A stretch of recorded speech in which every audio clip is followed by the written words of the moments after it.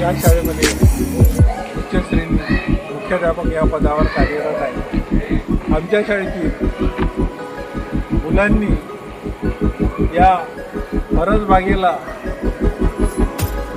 खूप मोलाचे श्रम घेऊन आणि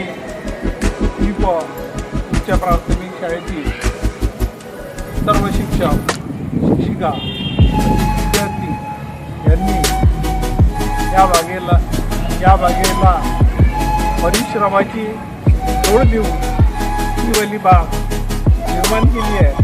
या बागेत अनेक प्रकारचे भाजीपाल्याचे झाडे आहेत. मुळा, कारले, मेथी,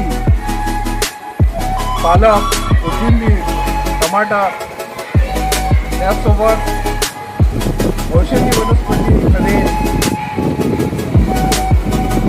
कोरफड, पिंपळ आणि फळझाडामध्ये औषधीमध्ये जाम म्हणजे झेंडू यांचा सुद्धा या परसबागेमध्ये समावेश झालेला आहे.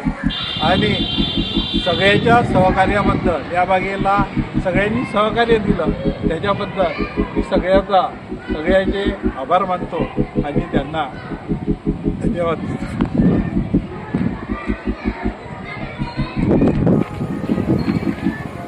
मी उच्च प्राथमिक शाळा मोरांगा येथे पदवीधर शिक्षिका म्हणून कार्यरत आहे.